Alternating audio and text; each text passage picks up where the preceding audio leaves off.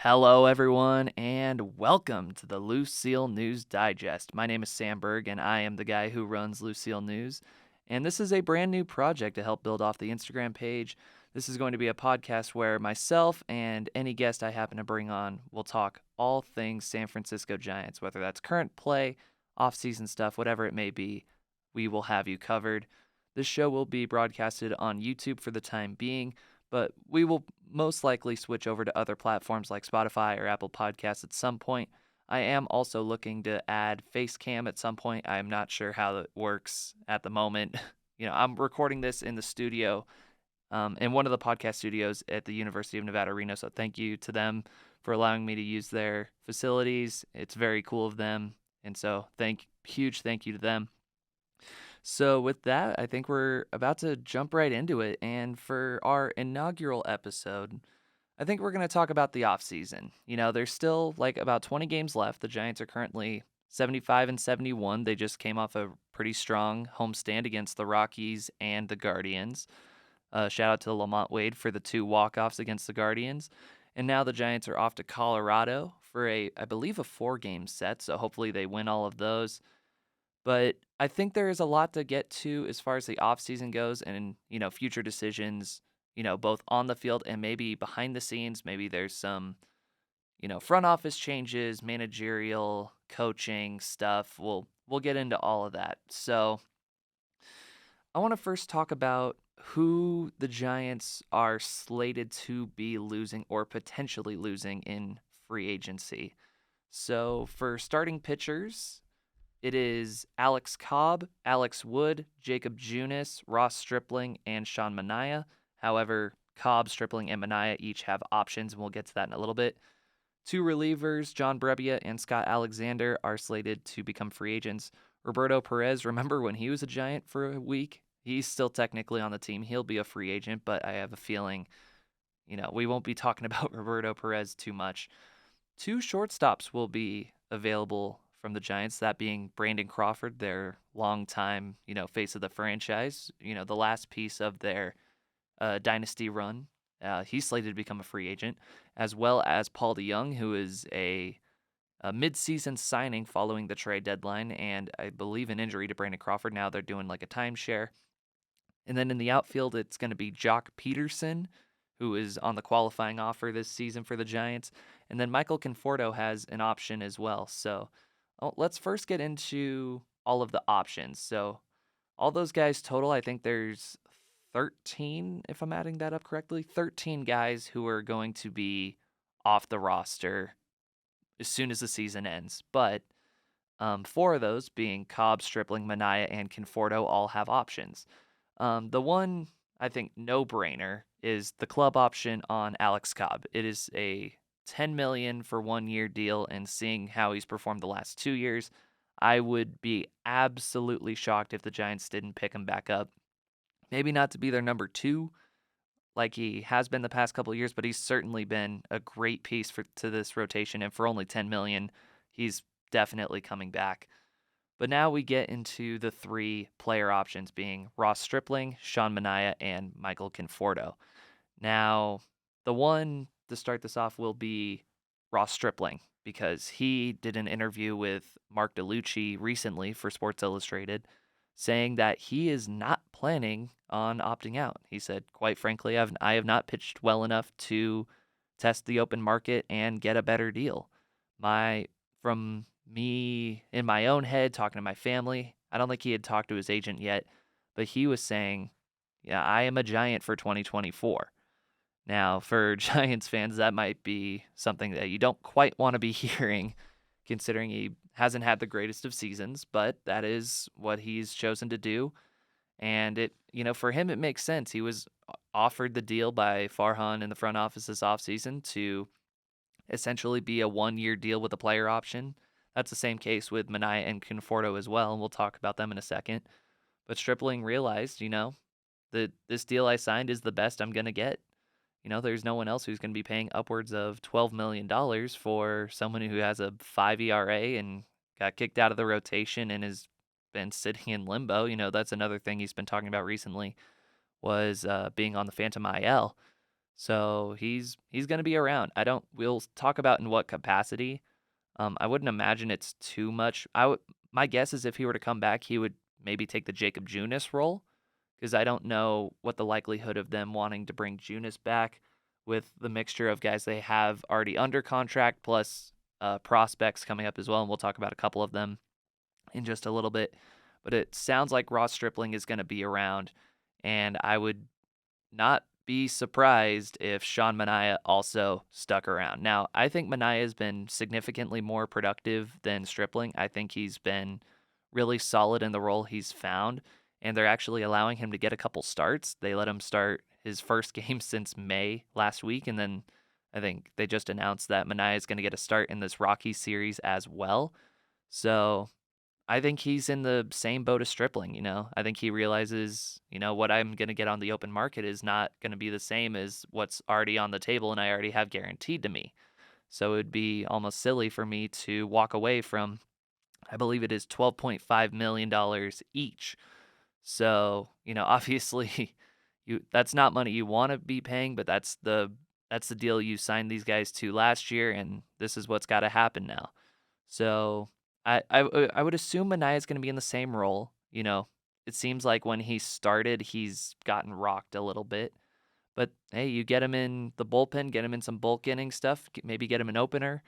He does pretty well. You know, the ERA is certainly not anything to, you know, be super proud of, but I think it's a little deceiving. I think it's not a full evaluation of what he's been. I think he's been at least decent considering the really, really rough start he had as a starter. And now they're allowing him to get more starts. So maybe he does have a great September and ends up opting out.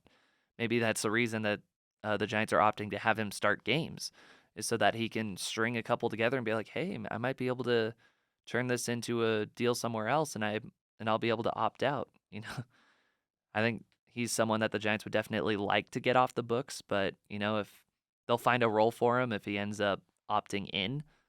So if I were to guess, both Stripling and Manaea will be Giants next year. They'll opt into their deals. They'll also pick up the option on Alex Cobb. But the one guy who I sort of question whether or not he will opt out is Michael Conforto. Now he's in the same deal. He was offered a 2-year deal with an opt out, which is in essence a 1-year deal with a player option. But yeah, Conforto's had a really just interesting year. I want to pull up his stats real quick. He's currently on the injured list, but he got paid very significantly this offseason, considering he had not played all of last year due to injury. And he's come back and he's been fine. You know, he's been productive. A 251 hitter, a 343 on base, a 748 OPS, and a 106 OPS plus, which is just a tick above league average. But he's getting paid $18 million a year this year and next year if he opts in. So for him, you know, he's a Boris client. He's some Scott Boris we know is someone who loves to test the free agent waters, and he might look at the free agent class and be like, it's a little weak in the outfield. You might actually stand a chance of getting a heftier deal, maybe more guaranteed money, less per year, but you're getting more overall than what you're getting from San Francisco. So he might be opting out, but then again, $18 million is a lot. So I don't know if I would expect Conforto to opt out. You know, I know Boris is someone who wants to get the most for his guys, and so if he does opt out, that would not surprise me. But yeah, he's in a very weird middle ground where I think you can justify a decision either way. You know, he's only 30 years old. I think he'll turn 31 right before the season starts, if I'm looking at this correctly. But you know, he's got he's got a decision to make. It's not a he could opt into his 1 year, like get guaranteed 18 million, stay with the Giants, or he opts out if he wants to be maybe a little bit more competitive, maybe get more guaranteed, like if he wants to sign a like re-up on a 3-year deal somewhere else. That's something he could certainly look for. and he'll have a decision to make. That's the only one I don't expect to see. The other three, I think you can pretty easily see how those are going to play out. I think Conforto will have to just wait and see, and I don't think it's sort of a win-win because I think Conforto's a good clubhouse guy. I think he's a very reliable guy to have in the lineup. Maybe not batting third or fourth every day, but just having around, his veteran leadership and just being a very capable bat and just all around guy. So that'll be something really interesting to look into. And so from player options, I want to now transition to who are the available free agents outside of who the Giants currently have. And I think you can't really start this conversation off about free agency without mentioning Shohei Ohtani. That guy is the best baseball player we've ever seen, and anyone has ever seen for that matter. But yeah, he hurt himself. I think maybe he was pushing it too much and ended up getting a UCL tear or something in his elbow. He'll still be able to hit and will possibly have some surgery. I don't think it's quite Tommy John, but there's a good chance that next year he will be batting only. And he's slated to get the biggest contract by far of any major leaguer. So Shohei Ohtani, it's from what reports have said, the Giants are going to be one of the invested teams, as are, I can assume, half the league.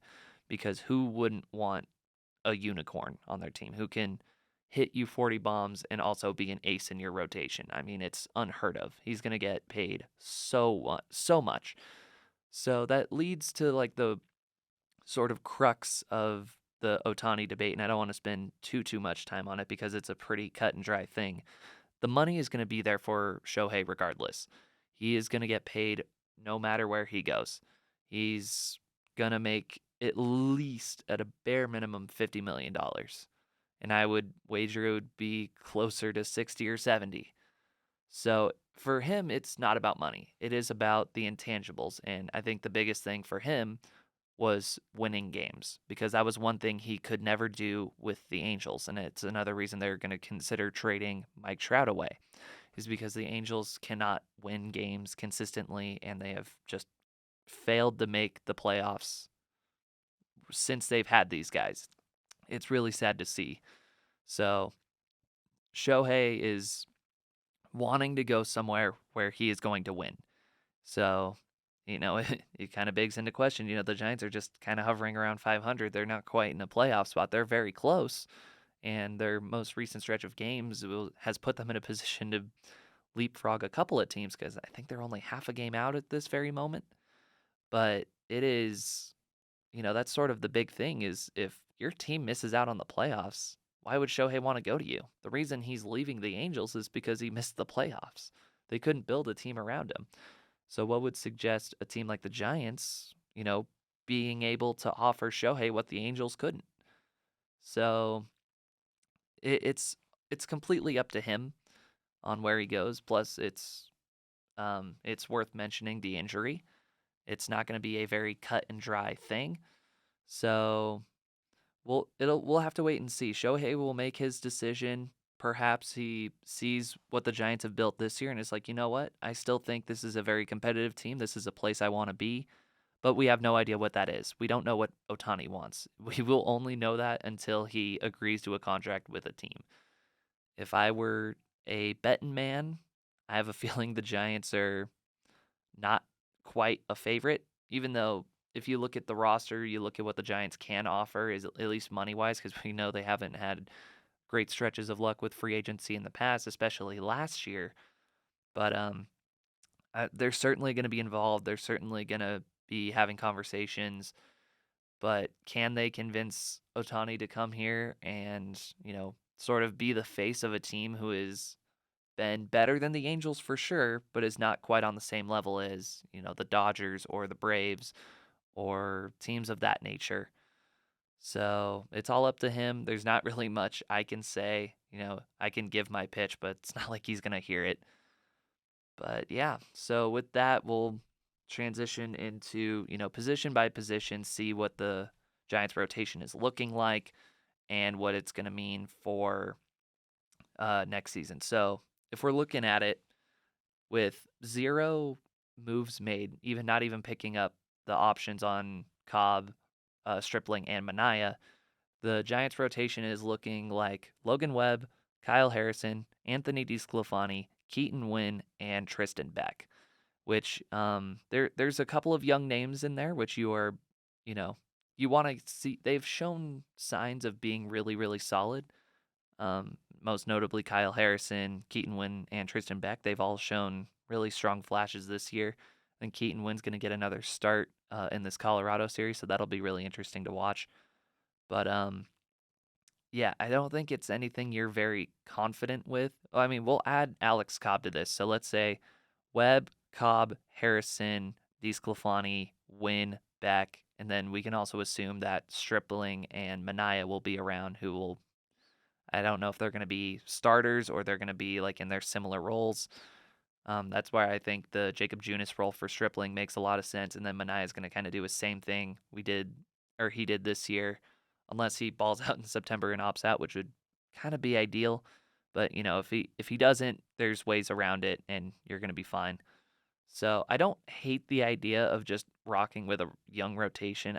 I'm looking at the free agents here. There's obviously some guys who are worth signing, but historically, the Giants do not sign starting pitchers long term. We've seen this a few years in a row where Kevin Gausman has walked and has become a staple in the Blue Jays rotation. Carlos Rodon was your Cy Young guy last year. He was the best player on your team by far, and he ended up leaving and signing a massive deal with the Yankees, which is not worked out for either party in that regard. It worked out for the Giants very well. But yeah, for them, I almost would rather see them maybe get like a 1 year deal on a bounce back guy rather than locking themselves into a long term thing, especially considering that, Kyle Harrison is here, Keaton Wynn is here, Tristan Beck has been up for a while. He's currently in AAA, but then there's also Carson Wisenhunt who could come up next year. There's Mason Black, Kaiwei Tang, John Michael Bertrand. These are guys who could factor into your team as soon as next year, who could all start. And so maybe if you sign, I don't know, a Marcus Stroman if he opts out, and Eduardo Rodriguez if he opts out, they just don't like signing pitchers more than a year or two. Besides Logan Webb, which thank God they extended him. That's I think there might have been a riot had he not gotten the contract that he got. So if I were to assume they'll pick up the option on Cobb and kind of rock with who they got and then maybe take a flyer on some guys. I kind of like Sonny Gray. That would be a guy I'd like them to see. Obviously, there's the top of the food chain of Blake Snell, Aaron Nola, Clayton Kershaw, but we know he's going back to the Dodgers. There's Julio Urias, but we know he's going to be in. Seems like he's going to go to jail rather than a baseball team. But I mean, there's a couple guys here. One guy who I kind of had in my head as someone who might be worth taking a flyer on and also sort of fits the narrative of what the Giants like doing is someone like Frankie Montas. He before he got traded to the Yankees, he was very, very lights out for the A's. And so he hasn't pitched at all this year, so we know the Giants like their injury riddled guys and they can sort of get a pay cut on someone with high upside because they have dealt with injuries. That's what they did with Michael Conforto. That's what they've done with a bunch of guys. So maybe someone like Montas to factor in. If he works out, that's great. And then if he doesn't, then you can sort of turn the ball over to your young guys. I feel like that's a worthwhile investment and it doesn't really hurt you. Plus, maybe you can get a bounce back from Stripling or Mania.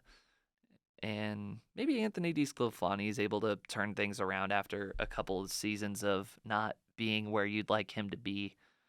So if I were to guess, I would probably say that they'll definitely pick up the option on Cobb. I would expect them to let Alex Wood and Jacob Junis walk. And I would assume that Stripling and Mania are going to opt into their deal, so they'll be back. And yeah, that's sort of it. Bullpen is pretty set at the moment. Um, I mean, there's a lot of guys you're gonna take chances on, and obviously there's some good names out there.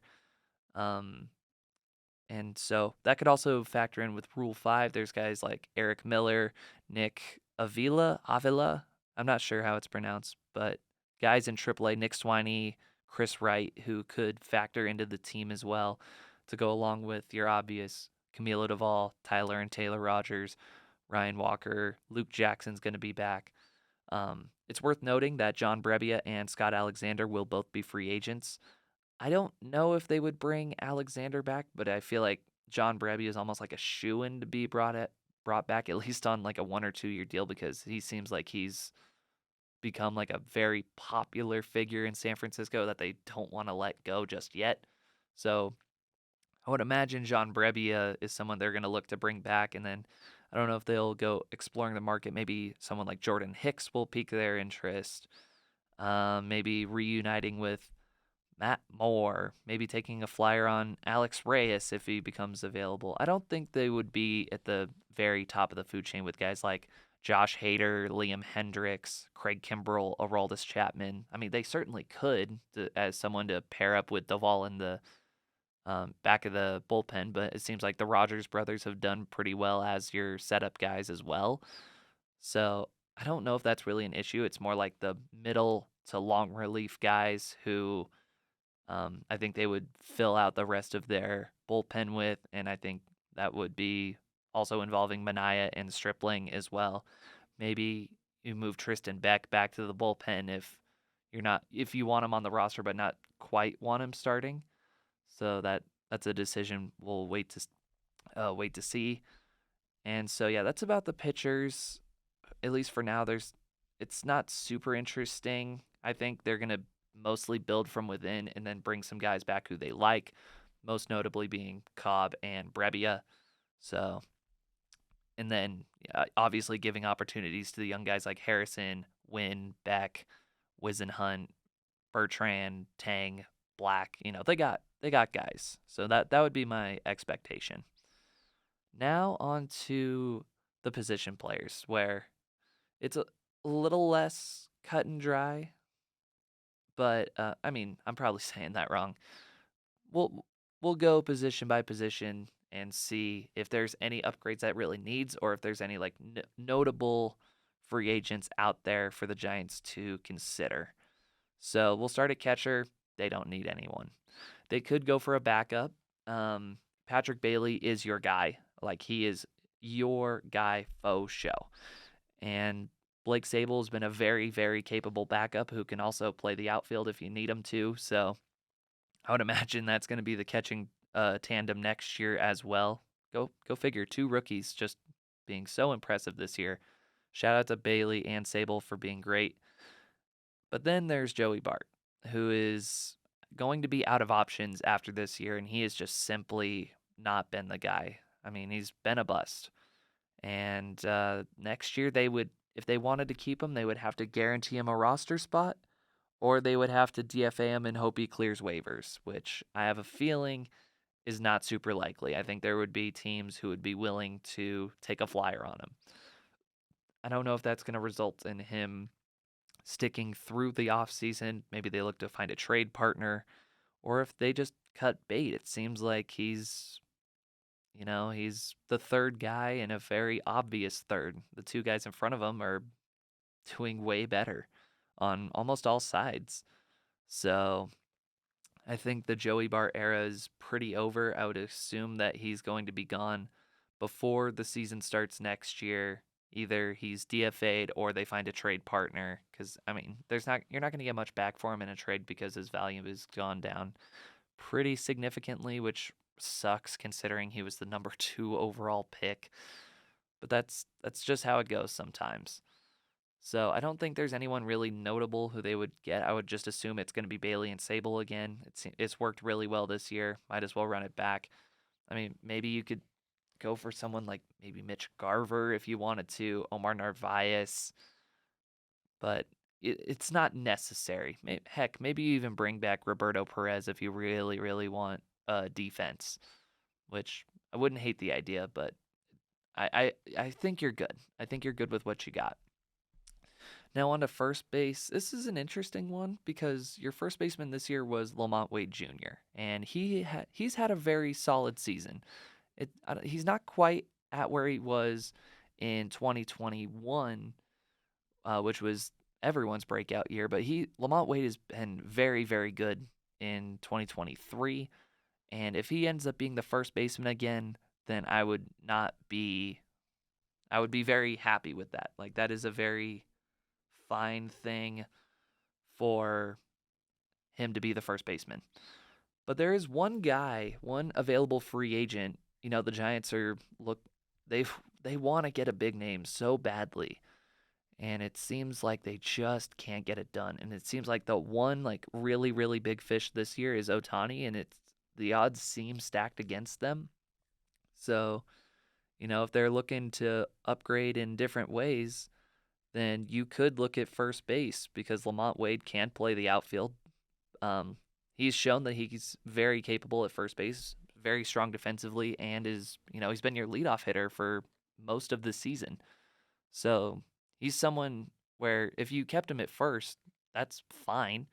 But if you wanted to get someone who could also play first and then you move Lamont Wade to maybe left field, that's a possibility. And the reason I mention that possibility is because Rhys Hoskins is a free agent. Now, he has not played this year. He had a really bad injury during spring training, which put him out for the year. But in years past, he has been just one of the best first basemen in baseball, and it doesn't even seem close. Let me pull up his 2022 season, where it actually looks like it was a little bit of a down year, but still had 30 homers and 79 RBIs.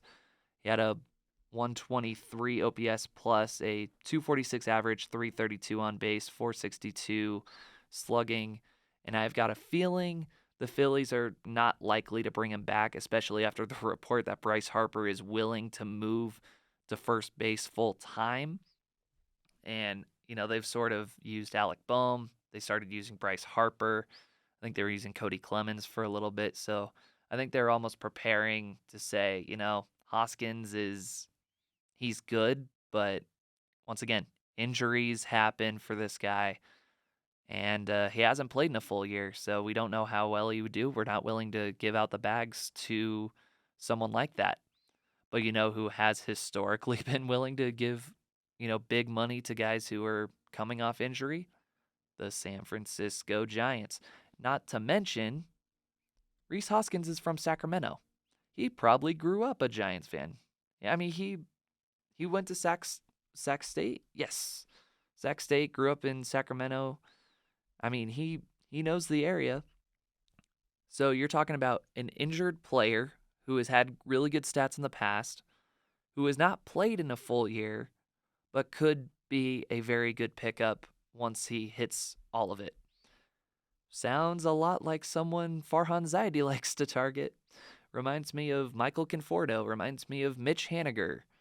Reminds me of Carlos Rodon before he got to the Giants. Someone who is an injury filled or a career filled with injuries, but the upside is crazy and they're willing to come to you because not a lot of other teams are willing. So if there is one guy who I could see Farhan going out and spending a lot of money on, I could see Rhys Hoskins being a San Francisco Giant.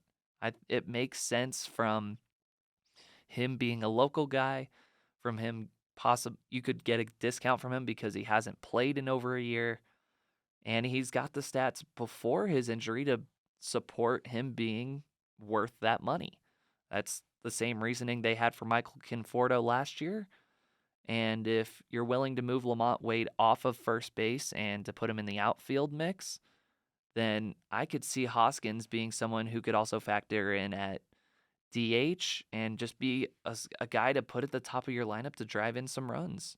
So that's a fit that I really like, and we'll wait and see to see if that's even in the realm of possibilities. But be on the lookout for that. Second base, we'll keep it short and sweet. It's Thairo Estrada. There's no one else available who's better than him, I would argue. There's Whit Merrifield and Jorge Polanco. Both are very solid players, but not anyone who I would consider an upgrade over Estrada. So I think it is his position that is not anything to really consider. Third base, now it's this one's interesting because right now it's JD Davis, who, if we're talking first half JD Davis, heck no. There is no one available better than him. But he's had a sketchy second half. Now he's turned it on since September has started. Obviously, we're only halfway through, only 2 weeks in, but those 2 weeks have been very strong.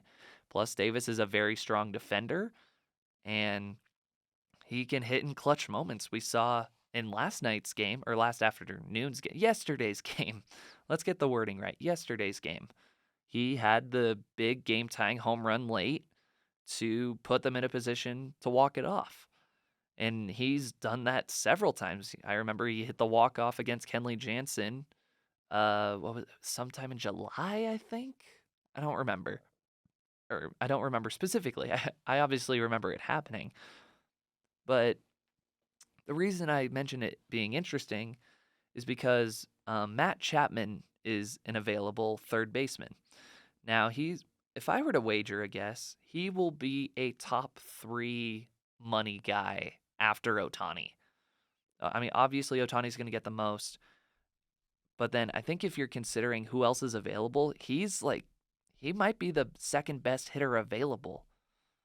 Yeah, I have to pull up his stats, but obviously we remember him from his days in Oakland where he was both tearing the cover off the ball and also the best defensive third baseman in baseball.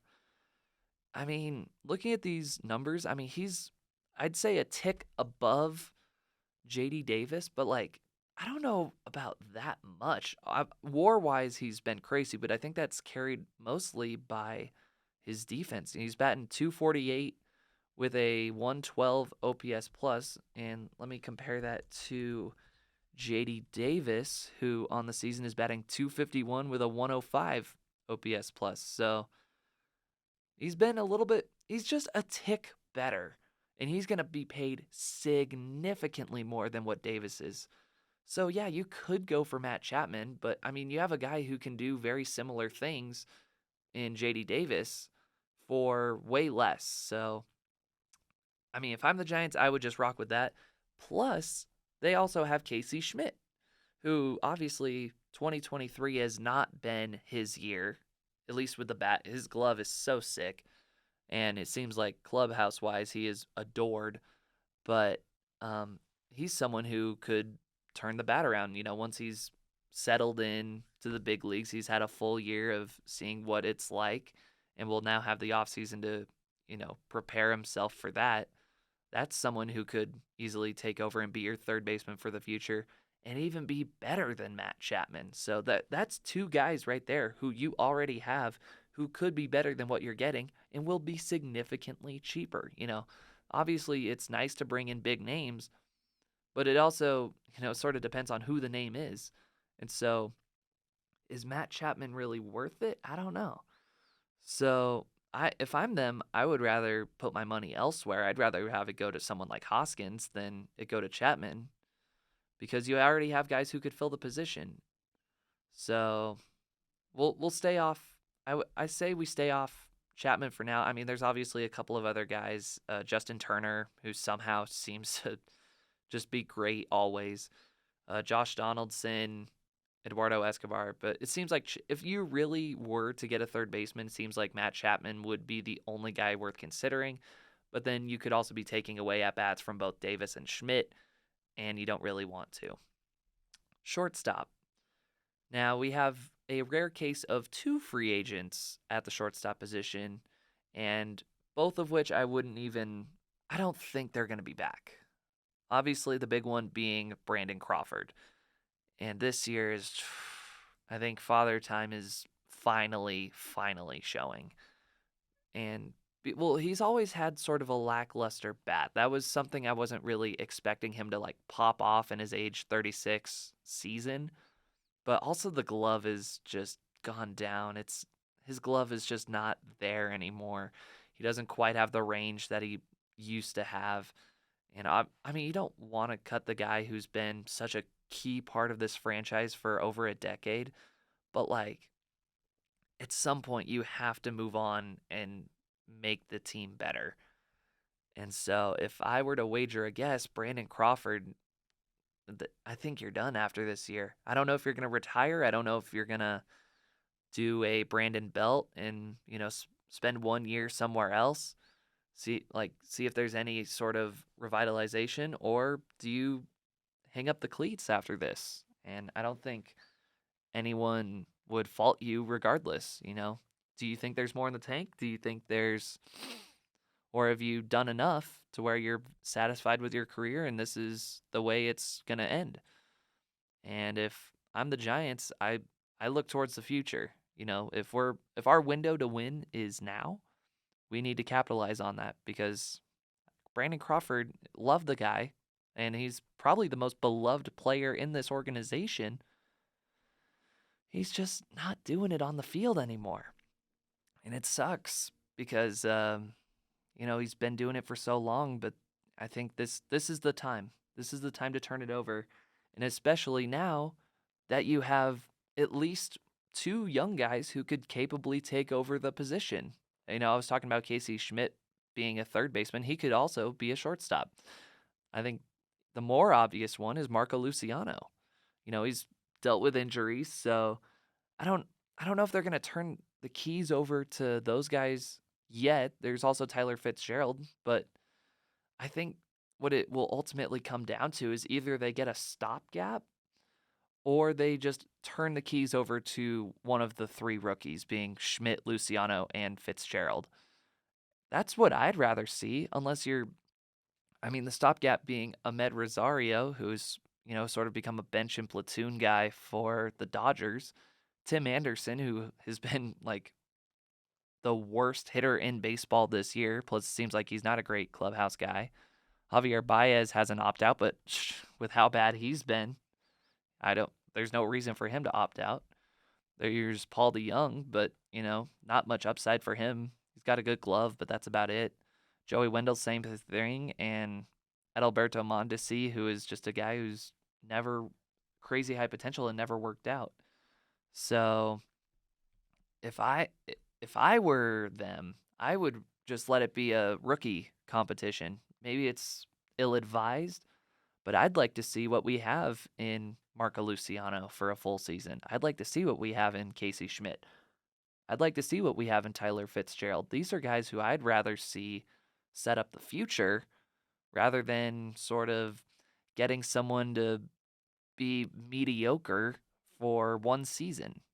So if it were up to me, just let them do it. Let one of the young guys take over. All right. I know this is running a little long, so I want to try and finish up this last section being the outfielders, and then we'll look to wrap this up. So, the outfield, obviously, the two big question marks will be Michael Conforto on whether he opts out or not. I think I mentioned earlier there's a justifiable argument either way if they chose to have him, or if he ended up opting in or opting out. I think there's ways around it. And then Jock Peterson is probably going to be a free, well, not probably. Jock Peterson will be a free agent, and they won't be able to offer him the qualifying because they did that last year. So in left field, it looks like it's going to be Mitch Haniger, who has not had a great debut season, but in his defense, he's been hurt, and he has looked decently better recently. He hits for power, which is nice because the Giants don't have a lot of big time power in their lineup. So if you got like a full season of Mitch Haniger, you might see a lot better power numbers. There's also, all right, let's just break it down. There's 6 guys currently on their 40-man, and I sort of went 2 and 2, 2-2-2 for left, center, right. So left field, I've got slated as Mitch Haniger and Wade Meckler. Meckler obviously being the crazy high riser this year, speed guy, defense guy, and crazy high contact, and just great bat to ball skills. He was a little rushed this year. I think that wasn't a great call by Farhan in the front office, but you let him experience a little bit of the major leagues, and hopefully he comes back and maybe he does bat, above 300 in the majors once he eventually comes back up. Maybe it's the start of next year. Luis Matos and Austin Slater in center field. Two guys. Matos has looked so good recently. Like he's finally starting to become that guy. He's only 21. For us as fans to expect him to just fully become the guy immediately, it's not quite how I see it playing out. But he's certainly looked improved recently. He's such a professional up there. And so let's go young guys, We're all about that. Slater is someone who's not going to go anywhere. He's just a Kapler darling with how he platoons and plays the outfield and runs the bases. So he'll be around as a platoon guy. Mike Yastrzemski has looked very good since coming back from the injured list. For him, it's just a season of injury. So hopefully after this season, he's able to rest up and be fully healthy next year. And then one interesting one is Elliot Ramos, who has been incredible in AAA this year. And it seems like no matter what he does, the front office just doesn't give him his opportunities. I don't know if that's going to change. Maybe they open a roster spot with Peterson walking and possibly Conforto walking to be, hey, you're someone who has proven that they deserve a shot, and this is the year we want to give you the most run. And that could be said also for Wade Meckler. And so that could be a thing where they just choose to stick with who they got and let the guys develop versus signing a guy who could be a roadblock. So that would be my assumption, unless they feel the need to get someone with a little bit more pop. And yeah, we'll just have to wait and see. Obviously, there's a few names out there. I think they were rumored to be a team very interested in Cody Bellinger, and Bellinger would be so sick. I would love to have Bellinger in center field. I mean, he would be your best player if you went and picked him up. He's been so good for the Cubs. And it would also sort of go along the trend of Farhan wanting to bring in guys who were former Dodgers, guys who he's worked with before and really liked. So Cody Bellinger is someone to look out for. I don't think there's anyone who is, against Bellinger. If you've seen his stats this year, you would be like, there is no reason for us not to go for this guy, especially if we're losing out on Shohei Ohtani. So that's someone to consider. There's also a couple guys I'll just note. There's Teoscar Hernandez, Harrison Bader, Kevin Kiermaier, Adam Duvall, Hunter Renfroe. Then there's a couple of DH options being Jorge Soler and Joey Gallo. But these are guys who, they'll make you marginally better. But it's kind of like outside of Bellinger, there's no one who really moves the needle a certain way. There's a couple guys who are close, like Teoscar Hernandez. Tommy Pham is someone who's really good, but we know he's not coming here. Maybe it's different. Like Jock Peterson leaves, Giants swoop in and get Tommy Pham. Wouldn't that be something?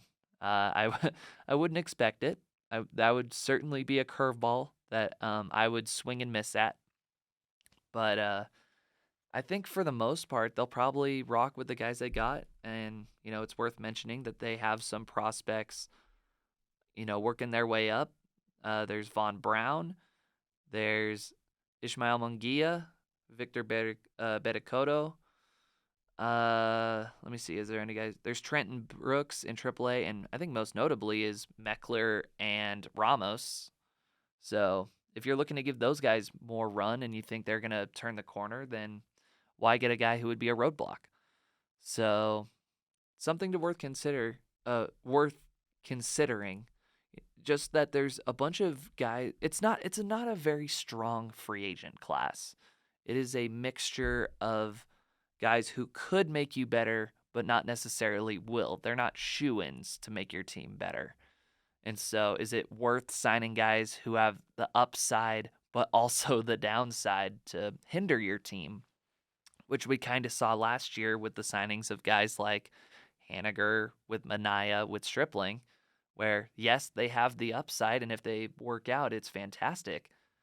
But, if it doesn't work out, then you're sort of handcuffed. So we'll see what position they're willing to put themselves in. So just to run back through, I think they're going to pick up Alex Cobb. I would be shocked if they didn't. I would assume Mania and Stripling will opt into their deals.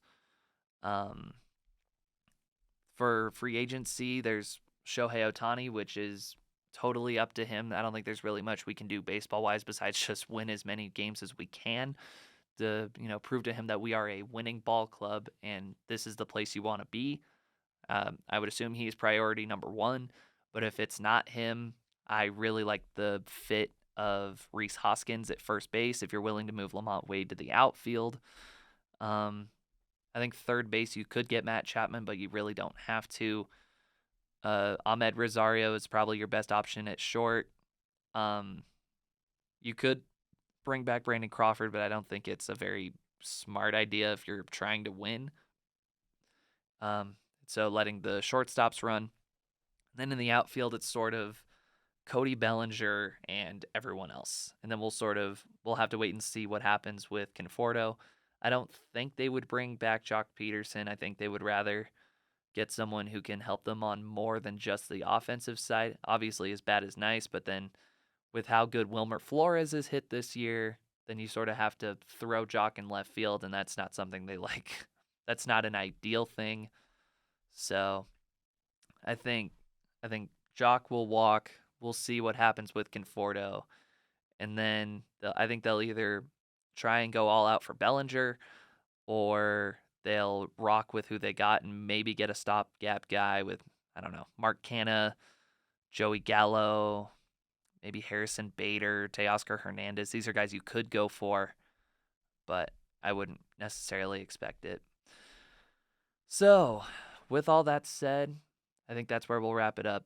This has been the Lucille News Digest. Thank you guys so much. If you've made it this far, thank you so much. Listening to this voice over and over again for 47 minutes at this point. So thank you guys so much if you've made it this far. Hope you'd enjoyed. I don't know how frequently I'll be doing these episodes. I think it'll just be sort of whenever I'm available and feel the need to say something. I think this will be the platform I'll be able to do it. And so with that, thank you guys so much for listening. My name is Sam Berg. Hope you have a great rest of your day, and I'll catch you next time.